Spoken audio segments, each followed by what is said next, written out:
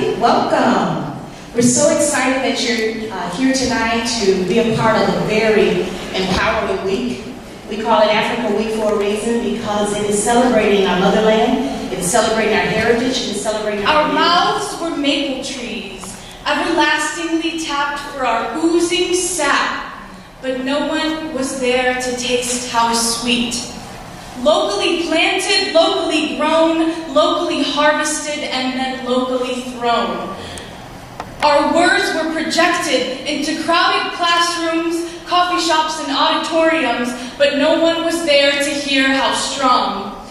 Locally planted, locally grown, locally harvested, and then locally thrown. Our time was spent like loose coins thrown into glistening pools of hopeful wishes, but no one was there to see our change. Locally planted, locally grown, locally harvested, and then locally thrown. Underrated, debilitated, unappreciated. Our mouths were maple trees, everlastingly tapped for our oozing sap, but no one was there to taste how sweet. Support your local artists. Hello. How's everybody doing? I don't have any 5-minute poems, so never waste the opportunity on the stage. So I'm going to tell you a little bit about myself. I'm a mother of 6. I'm an author. This is my book, Drowning in My Own Spit. Actually, I started performing after seeing Ms. Jessica Caramore on this very stage in 2003. And like the show was like a 4-hour show and nobody left. And it was packed, so I'm kind of sad to see it's not packed today, but you know it is what it is. Also, the sentiment from the local artists has been support your local artists, support your local art. If you see right now, this is what we're talking about. I know it's a lot going on with the wider situation and everything, but we have to, keep that sense of community and keep that going. So, here goes nothing. I found God in myself and I loved her dearly. With her around, I don't need anyone else near me, so at times I speak so that only she can hear me. On occasion, I get teary when I think about the she who almost wasn't, and the hundreds of little girls just like her, so each day I rewrite her with one detail remaining constant: she's always a fighter. I may not always like her, but I'll always love her. I'm not afraid to show her public displays of affection. She is my resurrection, the reflection of my hardest learned lessons. See, I offer her protection while she gives me clarity. I feel like she's getting the short end of the stick, but that doesn't seem to matter. She says that as long as I repay her with laughter, that I fulfill my obligation. She said she's been here from the beginning. I just had to give her some space, and she'll be here for the duration. I just have to be patient and trust her. She's made up of portions of my daughter and my mother, and I Norma and I Val and Grandma Annie and Grandma Fan and all those other women who let me hold their hands and gave me pieces of themselves so that I could expand. I can never fully repay them, so in their names I plan to tell every little brown girl I meet that she is beautiful.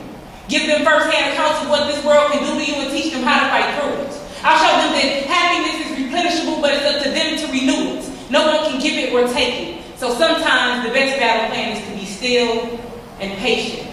Rebel with silence. My mama taught me that I could kill them with kindness.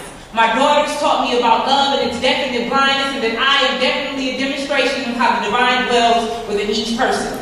So I'll stop searching. I've channeled all that energy into fulfilling my purpose, and no, I'm not perfect, but I'm still working.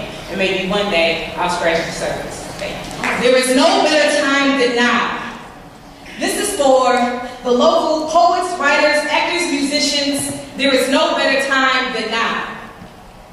I'm going to trade in my comfortable crowds for forced smiles, pulling back my duct tape and screaming my demands to be heard, because it's about to get real. Audience, I'm sure you know my power. I'm sure you know the beauty of my melanin. I'm sure you know my African lineage. I'm sure you know my worth. So this is not a piece to remind you. This is a piece you won't forget. Thank you, UM-Flint, for the box. But here is my soap to wash away the glitter sprinkled over invitations and opportunities that require much of my energy, but continue to leave be powerless. Figuratively, the message. Poetic words matched with transcending thoughts are nice, but what happens when you don't put a value to them? How much do you charge for your soul? How much do you charge for your heart? How much do you charge for your truth? Questions that need answers. I'll pay you for free. I'll pay you for free. Starving artist. A person who is forced to live through pennies for their priceless art. Example, local artists. Example, UM-Flint students. Example, the Flint community. Example, me. The demand.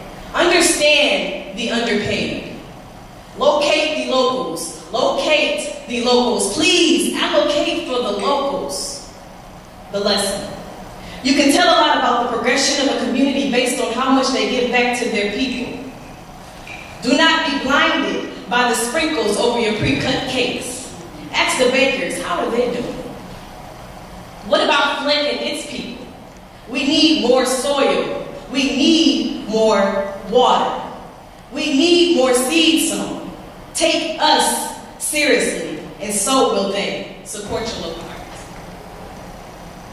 Ladies and gentlemen of the jury, I ask you, if the people who are meant to be protecting us are exposing themselves as monsters, yet society is protecting the monsters, who's left to protect the victims?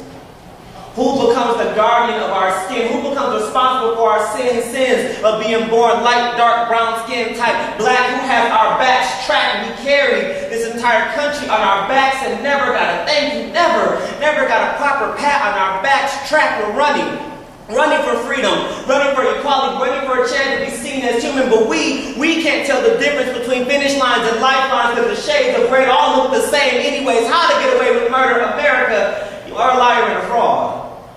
You teach our children on Saturday morning cartoons that the heroes will always win in the end, when in fact, we can't tell the difference between the heroes, the victims, or the villains because the costumes all look like the same shade of fake anyways. How to get away with murder? Lie to the jury. Tell them it was self-defense. Hide the fact that you have a fetish for shooting shadows. I said lie to them.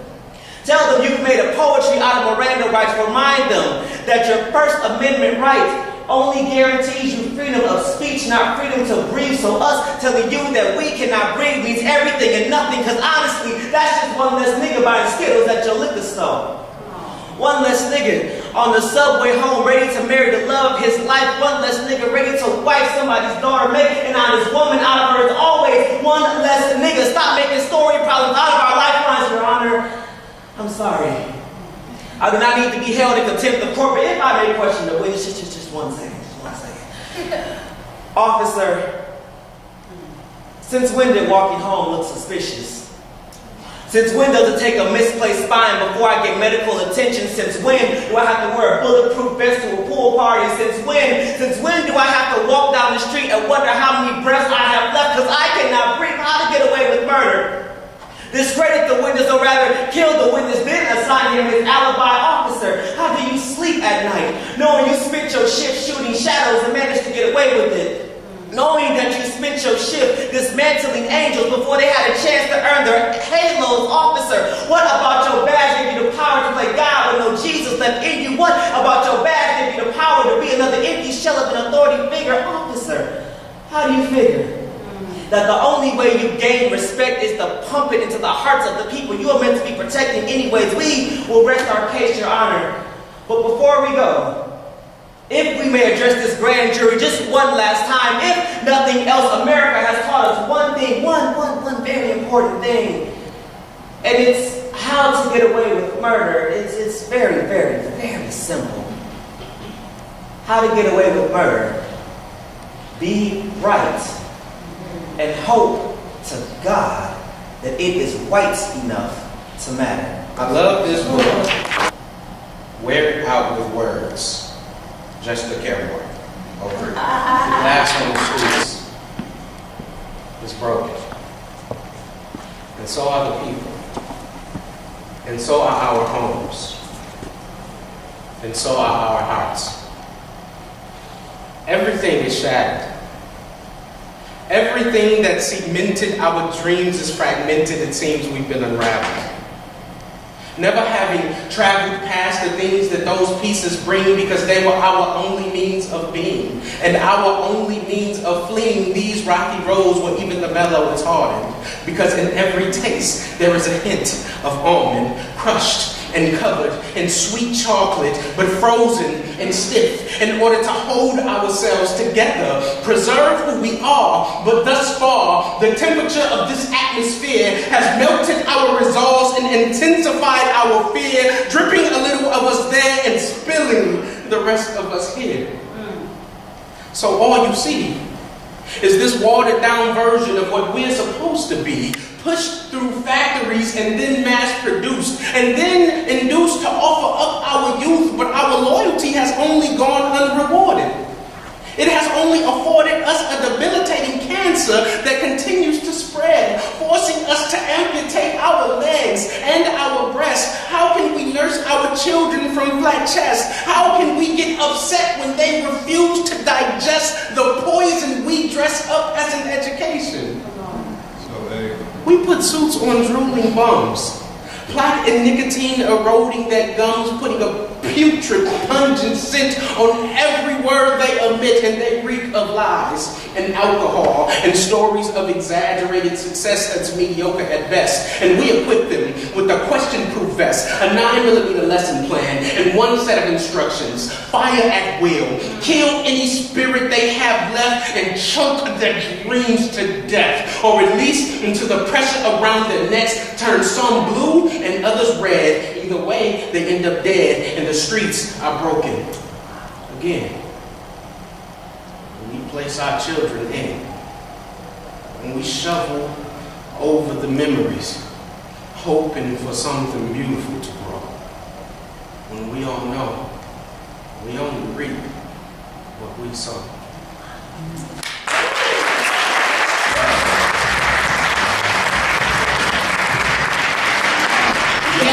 Gifted and black. Man, perceived only to destroy, ridicule, and deceive.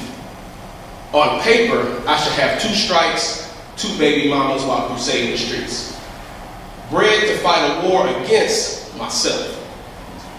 The score stands 0 wins, all losses. Yet I'm supposed to stand in front of you and floss like 2 bosses. Hello. It's me. Not the one you see on TV. Not the one strung out just for a few likes. Not the one getting in a fight and being abusive just for a few comments, or the one abusing my woman and my relationship and my manliness just for a few shares. My name is Anomaly. Unwilling to follow in their routine. With my youthfulness like MLK, I shall march on. With my gift, it shall make room. And with my color, for those that stare, it shall be a remembrance that their racial and gender decertification won't hold me, that the chains of their mental bondage won't keep the light back that was destined to beam out of the box they try and put me in. I am young, gifted, and black man. Young, gifted, and black woman. Not your typical strong black women. Those women allow disappointment. The women who don't need a man. They're independently depending on their own pride. They're nothing but over-sexualized. These women are in constant competition with women just as them. You can't see them on TV, but they're athletes. Fighting each other with music videos, commercials, reality shows. These strong black women in constant competition with women equally insecure. Ironically, their enemies is their inner me. I mean, they're the welfare queens, uneducated, so they only go with what feels good, and pissed off because everything only lasts a minute, 58, 59, 60 seconds go by, and all you see is women with bad attitudes. Honey, they are closed-minded, thinking their only future is to have big breasts, small waists, and huge backsides, but... Hello? Is it me you're looking for? No. Of course not. I'm young, but I'm old enough to know that 2 hands are better than 1. I'm smart enough to know that the only man seeing my body is the one. I'm gifted. I received full rights to 8 different schools, but how did I get into there? I mean, who cares that I actually like going to school? and my mind's not wrapped in around sitting in line just to receive a check just to pass the time. I want more. I actually like to go to school. I want the highest score on my exam so I can make more zeros than you can count with 2 hands and give back to my fam. I am black pride because all black is more colorful than any rainbow could hold. We're covering myself in wisdom, and no contract could ever take away my clothes. And I guess it's just how it goes because I'm young, gifted, and black. Thank you. Mrs. Jessica Taylor. I don't know what Gary's talking about. That's absolutely crazy. I know some of the baddest poets in the land. I just talked to one of them yesterday named Sonia Sanchez. Yeah. And that's what I still, I got people I'm trying to catch up to. So it's really not about like even being like the best poet. It's about being the best person and about being as good. I'm trying to be as good as I can be. You know what I mean? Like there's, you heard the poets tonight. There's so many people that can write poetry. I'm trying to walk in it. I've been doing it for such a long time now. And it's just real deep to be in Flint. My son is here. My son King is here. Hey, King. And he heard to be young to black. He's like, I know that. I know what young,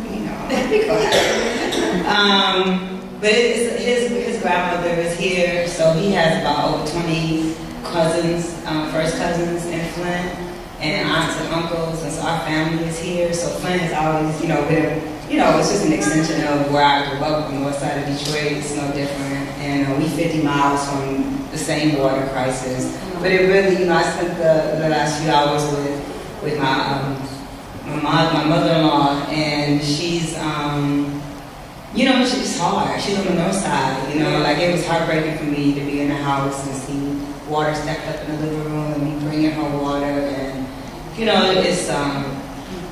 it's fucked up here. It's fucked up what this governor has done to our people here, and it's what's really sad about it is like we got in the hotel in Grand Blanc, right, which is like right next door. It's up the street. And there's no problem with their water, of course, because they're getting it from Detroit. The same place that Flint should be getting their water in the first place.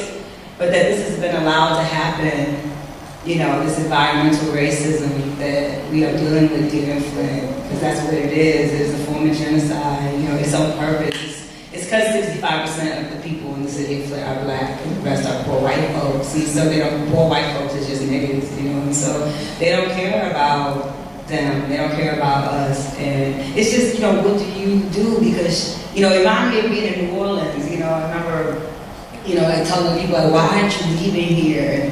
And people, it's so easy to say just get up and go, but people have been living like his grandmother been living on her house in her block for like 30 or 40 years. That's her people. That's who knows her. She'd walk out and wave and so to tell somebody I'm trying to get her to move.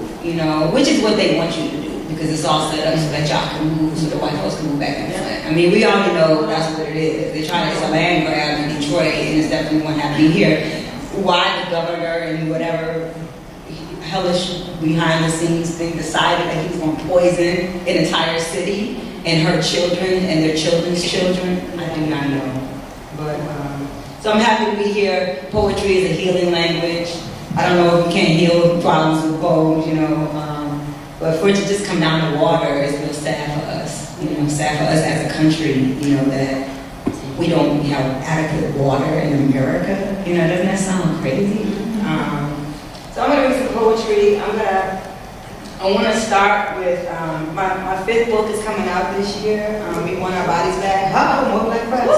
And it's publishing books, because a lot of people are poets, but what I pretended to be is an institution builder, and so I've published now 12 or 13 books in my press. I have a new poet coming out, BWardPoetry, out of New York this year. We're doing our first major anthology called Our Names, and then We Want Our Bodies Back, which is the title poem for a piece I wrote for Sandra Bland.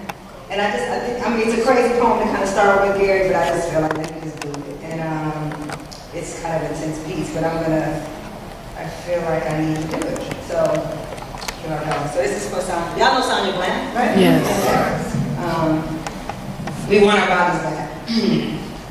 If black women could be cut down, no, removed gently from American terrorism, Who would break our fall? Which direction would we travel to feel safe? Wild is the wind. If we could turn in this skin, this sharpened bone, this brain full of power and history, who will we resemble? Invisible doesn't come in black.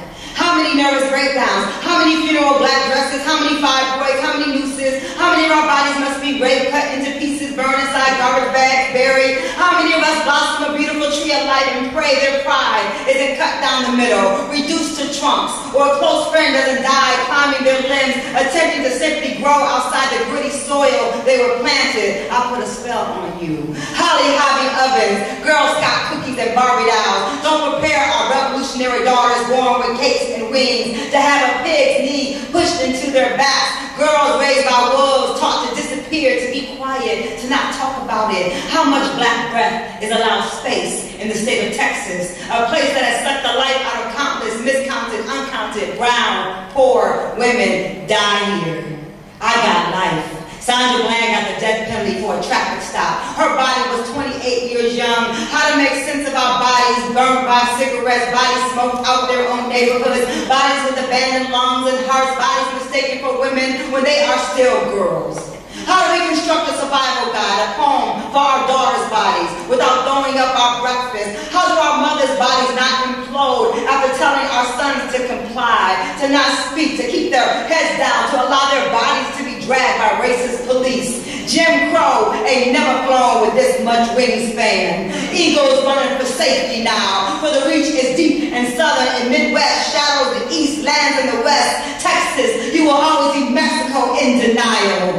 Poet Ron Allen asked for his body back in 1996, and we are still waiting. We want our bodies back. We want our bodies back. We want our bodies back. We want them returned to mothers, without blood, without brains exposed, without humiliation, without bruises, without glass, without fire. We want our bodies back. We want our cities back. We want our culture back. We want our land back. We want our streets back. We want our freedom. We want our justice. We want our bodies back. We want our bodies back. We want them wrapped in white silk. We want them paraded around the White House. We want these flags you stand up for at baseball games at half-mast. We want national holidays in honor of our bodies, our knees, our prayers, our ears, our genitals, our eyes, our fingers, our feet. We want a 21-gun salute when we enter a room. We want our bodies back. We want them anointed in oils. We want them worn around your neck. We want them remembered. We want them worship on Sunday. We want our magic you try to buy. We want our essence you attempt to steal. We want our elegance, our sex, our walk. We want our cool. We want our recipes, our intelligence, our science, our stars, our history. I want my Moroccan nose. I want my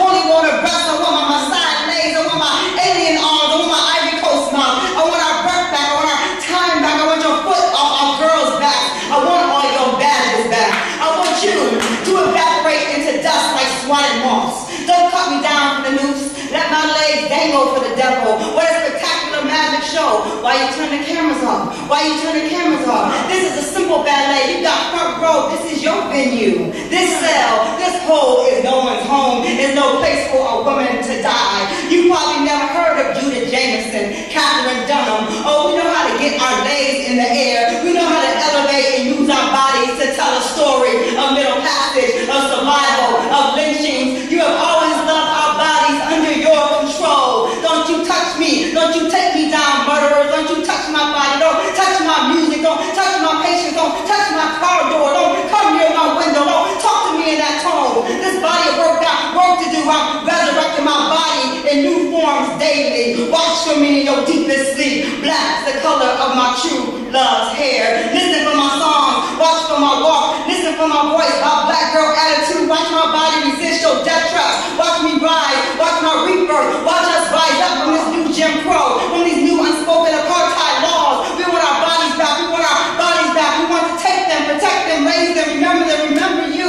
Sandra Bland. We will never forget your brown body, your mind, your pride, your spirit, your love, your vow to do God's work. We want your drive from Illinois to Waller County back. We want all our daughters back, and we want them back now. Come on!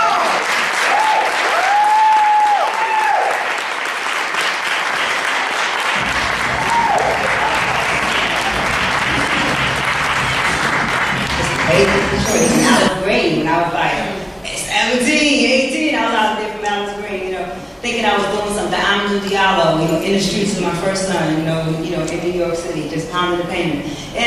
But in St. Louis, with those folks holding their big AR-15s toward my people and my friends, I was like, oh, they will actually go to church. Well, they hate us. Okay, this is the KKK. I had never experienced the KKK up close. You hear about it, you see it in movies, and you hear your mom and your daddy talking about it. But I was like, oh, that's what this looks like. That's what it feels like. Dogs and National Guard and helicopters. Wow, this St. Louis? Wow, this is bananas. This is America. This is 2013, 14 is crazy. So it was deep. So this is called a different kind of power. It's just about how, as a mother, who's a mother? Okay, so who's a woman? Okay, so do you know that all women are mothers, right? And so I've known that, you don't have to birth a child to be a mother. Before I had this one, I have a 20, my son Omar will be 21 in March. I raised him since he was a baby. And his dad had 3 children when I married him. So you marry somebody with some kids, believe it, you ain't never been a mama. You are one now.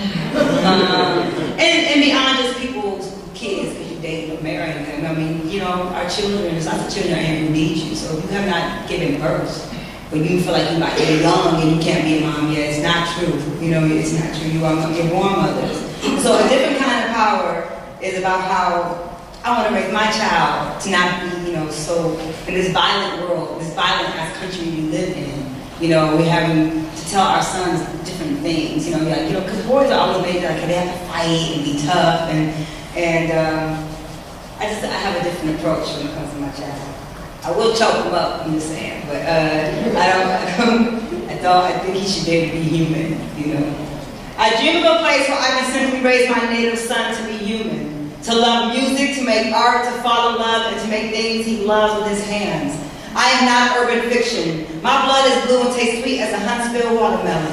I have seen black seeds spit out enough to die in my arms. I have buried blood bitter before it was truly ripe. I've become a hardened green rind, too numb to death, too cold to swallow. I don't want to raise another necessary warrior. Black man on constant defense. Is that weak, feminine, delusional? Maybe in Detroit, St. Louis, Chicago, this is just a dream. A mother's heart, a naivety, a nerve forgotten. I want to tell our boys, I see the old goon fire walk in you. The Kwame Ture fire, I want to tell our boys, I see the old goon iron walk in you. The Kwame Ture fire in you. I want to tell our daughters that I know the source of your internal bruises. I know that a brown girl's pain passes down quietly through our families like hand-me-down heels that don't fit into your girlhood at knife point. We are killed with no large community outcry. You are more than a pole dancer or the mirror those haunted magazine covers make you believe they're make-believe. Nothing about you is ugly. Holy water princess, oh ya eyes, ya swimming in your womb, castles or lakes, running water past everything in every corner they said you weren't gonna ever turn beautiful, but you are. Cold heart shining, the bling is very deep in the marrow of your bones, beneath the surface of your skin. Chin up warriors, young goddesses in pigtails. They turn double dutch into iambic pentameter so you couldn't find the poem you wrote. They thought we wouldn't find you. Concrete flower with stem spines, but I see you, probably with miseducation. And how many times have you been called what you are not? We need you to collect our breath and milk inside mason jars. There are women who've been writing about you, waiting for you. Daughters of Zora, Sanchez, and Brooks. There are no iron chefs that can burn stories the way sisters can cook with pens, with maps, with a turn of the head, the colossal push of our hips to birth a nation. Young Malcolms and Turners, and you turn on us, on yourselves, in the name of land you don't own. Your fight is not for our people, but with your own people. We sacrifice our cervix to fix the future. We need you to make it there.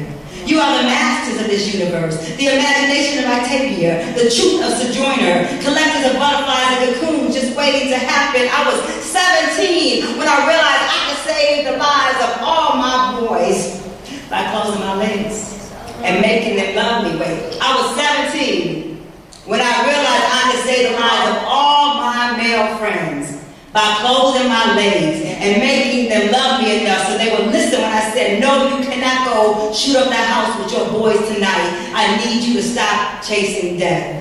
We walk in a place that detached our legs from trees that bore strange fruit and gave birth to blues. Are we to push them back up into our womb to save them from a life of inhumanity? Where is the Sonia Sanchez haiku vision of peace? I'm tired of black boys being treated like a pack of pit bulls. I don't want to be afraid of my own sons. Is that too much to ask? I'm simply attempting to give my beautiful spirited son a different kind of power. Wow.